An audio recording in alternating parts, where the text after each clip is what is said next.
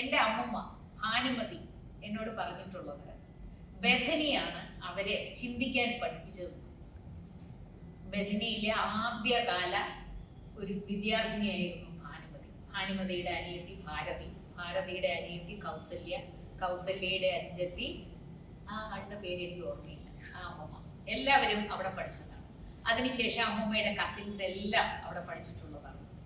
സരസ്വതി ഏറ്റവും അവസാനത്തെ അമ്മമ്മ. ഇവരെല്ലാം ബഥനിയുടെ, അതായത് മാർ ഇവാനിയോസ് ആയിരുന്നു ഇതിന്റെ സ്ഥാപകൻ.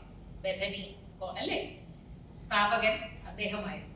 നങ്ങ്യാർകുളങ്ങരയാണ് ഞാൻ പഠിച്ചിരുന്നത്.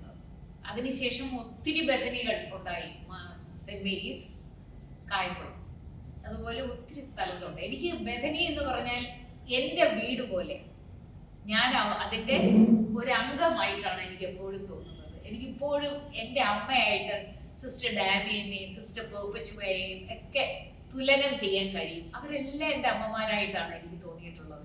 എൻ്റെ അമ്മ ഇല്ലാത്തപ്പോൾ എനിക്ക് അമ്മമാരായിരുന്നവരാണ് സിസ്റ്റർ പെർപ്പച്ചുവ, സിസ്റ്റർ ഡാമിയൻ, സിസ്റ്റർ സെമഹ, അങ്ങനെ ഒത്തിരി പേര്.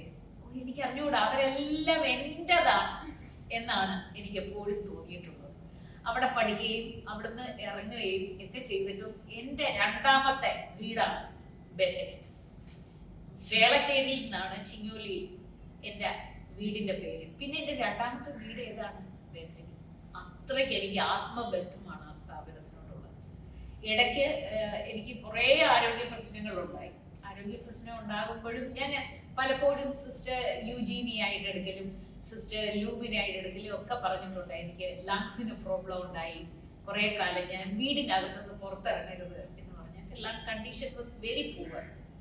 ആ സമയത്തും എനിക്ക് ഊർജം തന്നിട്ടുള്ളത് ഈ സിസ്റ്റേഴ്സ് തന്നെയാണ്. എനിക്ക് അവരോട് വലിയ മാനസികമായി, എനിക്ക് ആലോചിക്കുമ്പോൾ പോലും അവരെ എൻ്റെ മനസ്സിൽ നിറയുന്ന കുറേ ആളുകളാണ്. കുട്ടിക്കാലം തൊട്ട് എൻ്റെ കൂടെയുള്ള ഈ സിസ്റ്റേഴ്സ്, ബഥനിയിലെ കന്യാസ്ത്രീകൾ, അവരെൻ്റെ എന്നെ ആക്രമിക്കുന്നത് പോലെ തന്നെയാണ് ബഥനിയെ ആക്രമിക്കുന്നത് എനിക്ക് തോന്നുന്നത്.